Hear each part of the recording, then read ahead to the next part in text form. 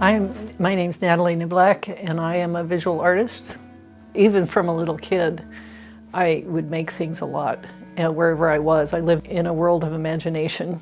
And it was just the outside world intruding on what my natural impulse was. And I finally admitted that and just went for it.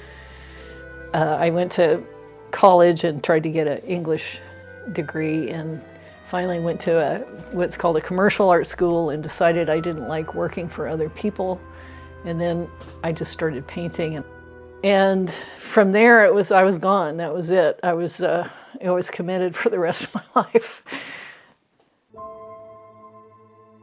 In school, there was the general opinion that if you majored in the art, in visual art, you could never make a living. So I tried doing a lot of other things. And I wasn't really caught by anything except painting and fine art. Eventually, I finally convinced myself that that was what I wanted to do, no matter what. So it took a while.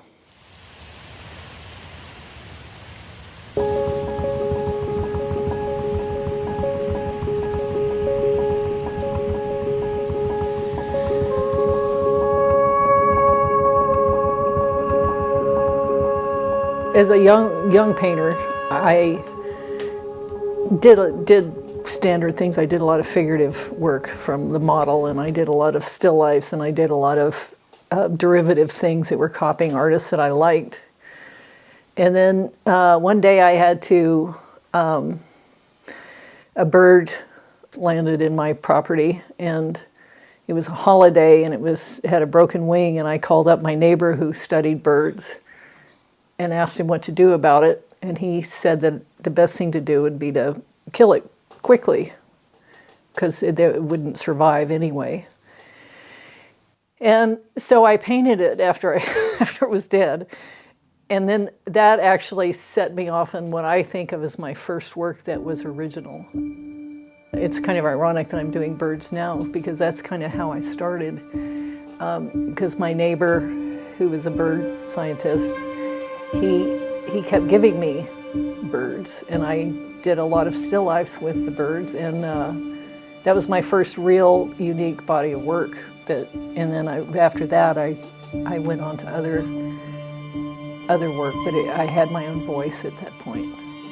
Then in graduate school, I had to reinvent myself, so I just started doing found object work. I was in Scotland, and I would go to car boot sales and jumble sales and buy lots of toys, and I did work with toys that ended up, of course, being kind of disturbing.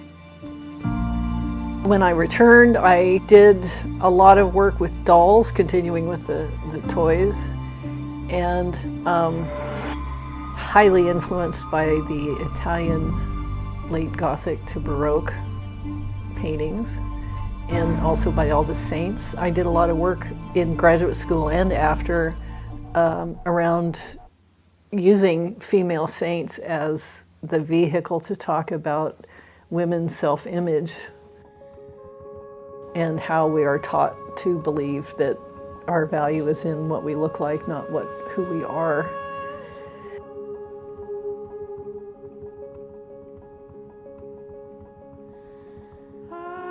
The fabric work was just the pleasure of painting, was one of the main impulses of just blending paint and creating these forms and stuff. You know, I did all the doll work, and a lot of people's response to the doll was, "Ew, creepy." You know, it was like I'm talking about other things besides that. It's like I was using the dolls as avatars for human activities, and as saints and gods and stuff like that. And it was very annoying that a lot of people could not get past the creepy.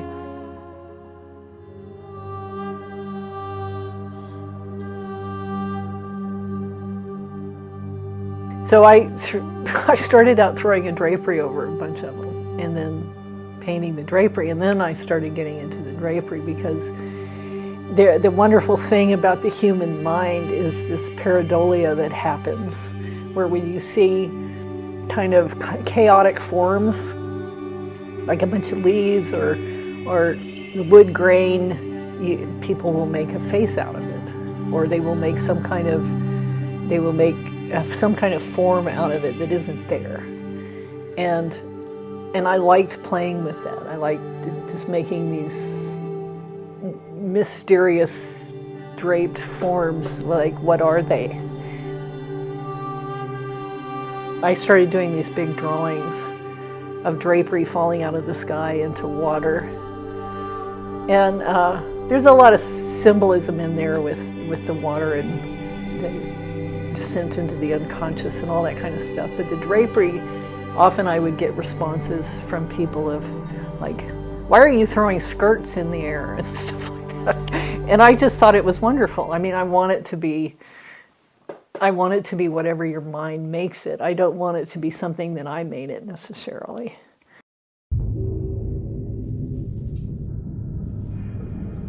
When Trump got elected and the lead up to his election, like I said, I do work about things that disturbed me, and I really found it therapeutic to do the three-ring circus that was the Trump administration. And I got such delight in doing him, in doing Mitch McConnell, in doing Rudy Giuliani, and just having a blast lampooning them because they deserve to be lampooned.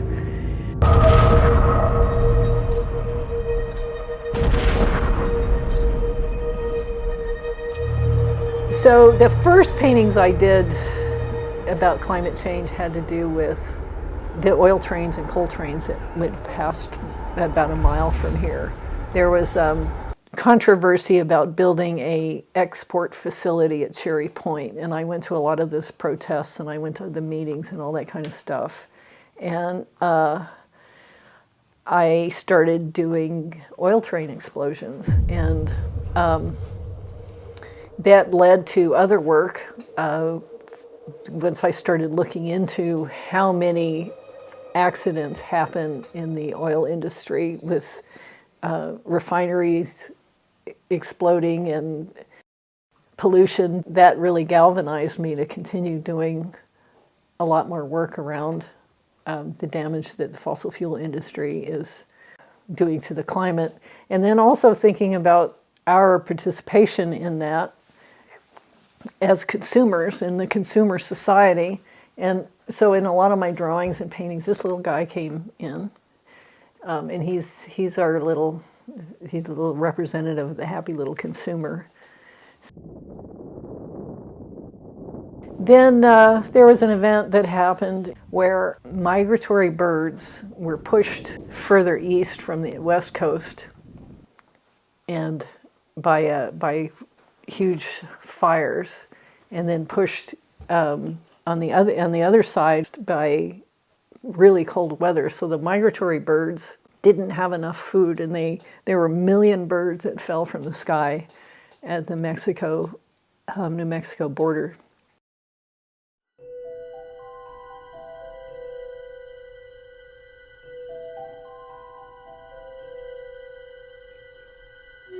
So that eventually led to the work about 66 birds, 3 degrees, which is based on a National Audubon study, which predicts, based on where you live, on what will happen to the bird species in your area at 1.5, 2, and 3 degrees warming. And that was very upsetting to me, looking at what birds may not be here if that actually comes true.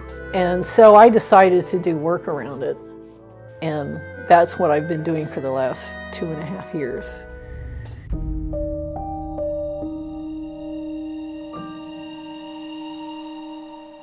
I also felt like I needed to talk more about birds that were recovering from extinction events fomented by human beings. So it feels like a more hopeful message that recovery is possible if we do the right thing. So that's kind of where I'm going with this. I'm going to keep doing what I'm doing, and I'm going to do more of it. I think doing work about climate change is so essential for my own sanity and for using it to educate other and express to other people how much of an urgent thing this is. Yeah, until I'm senile and can't pick up a paintbrush anymore.